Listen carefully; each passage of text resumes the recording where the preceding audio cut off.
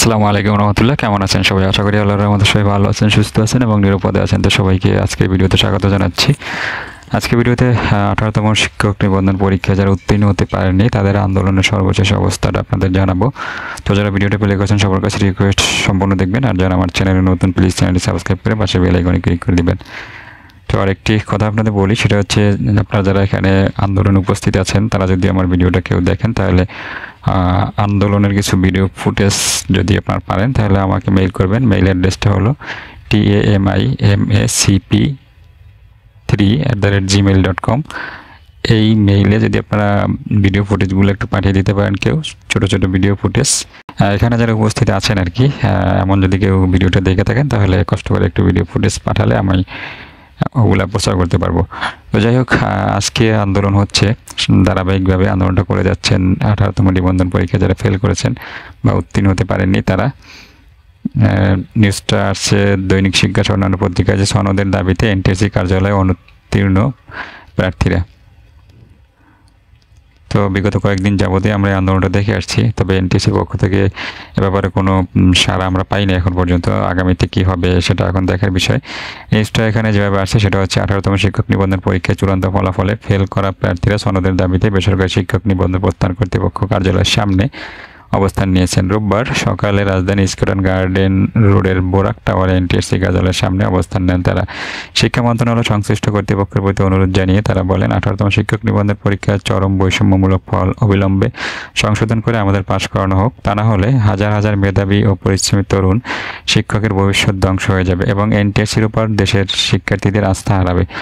অনুত্তীর্ণ প্রার্থীরা বলেন, যেহেতু এনটিএসসি লিখিত পরীক্ষায় নিজেদের করা প্রশ্নের ধারা ও মান বন্টন বহির্ভূত বিকল্প প্রশ্নবিহীন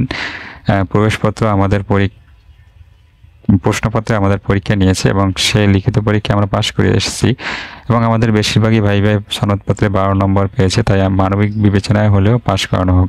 তাদের দাবিগুলো হচ্ছে, যেহেতু এনটিএসসির বিধিমালায় ভাই মোট নম্বরের 40% পেলেই পাশের কথা বলা হয়েছে, তাই যাদের সনদপত্র এবং প্রশ্নপত্রের নম্বর মিলে 40% বা তার বেশি আছে তাদের সবাইকে পাশ করে নিয়োগ কার্যক্রমে অংশগ্রহণের সুযোগ দিতে হবে। যেহেতু লিখিত পরীক্ষার নম্বরের ভিত্তিতে সনদপত্র প্রদান করা হয় আর ভাইবা অংশগ্রহণকারীদের সকল প্রার্থী যেহেতু লিখিত পরীক্ষায় 40% বা তার বেশি নম্বর পেয়েছে, তাই তাদের সবাইকে এই সনদ প্রদান করা হোক। যেহেতু এনটিএসসির লিখিত পরীক্ষায় নিজেদের করা প্রশ্নের ধারা মান বন্টন বহির্ভূত বিকল্প প্রশ্নবিহীন প্রশ্নপত্রে আমাদের পরীক্ষা নিয়েছে এবং সেই লিখিত পরীক্ষায় আমরা পাশ করে এসেছি, আমাদের বেশিরভাগেরই ভাইবা সনদপত্র 12 নম্বর হয়েছে, তাই মানবিক বিবেচনা হলেও পাশ করানো হোক এবং ষষ্ঠ গণবিজ্ঞপ্তির সকল কার্যক্রমে আমাদেরকেও লিখিত পরীক্ষার নম্বরের ভিত্তিতে মেধা তালিকা যুক্ত করে নিয়োগ কার্যক্রমে অংশগ্রহণ করার সুযোগ দেওয়া হোক। তো এই দাবিগুলো বেশ কয়েকদিন যাবতীয় যারা এখানে আন্দোলন করছেন তারা করে আসছেন। তবে এনটিএসসির পক্ষ থেকে যেটা বলা হয়েছে যে এনটিএসসির যে নীতিমালা সেখানে ফলাফল পুনর্মূল্যায়ন বা পুনর্বিবেচনা করা এরকম কিছু নিয়ম নেই।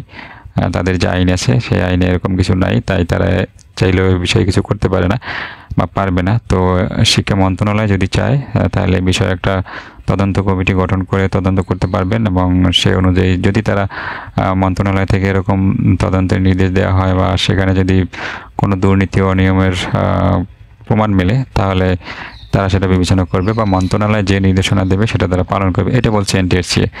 আর নিবন্ধনকারীরা তাদের দাবিগুলো জানিয়ে আন্দোলন করে আসছেন। এখন দেখার বিষয় হচ্ছে এই আন্দোলন কতদিন চলে এবং এনটিএসসি বা শিক্ষা মন্ত্রণালয় এই বিষয়ে কী সিদ্ধান্ত নেয়। তো সম্মানিত ভিউয়ার্স, এই হচ্ছে আজকের আন্দোলনের শেষ খবর। শেষ করছি এর সাথে।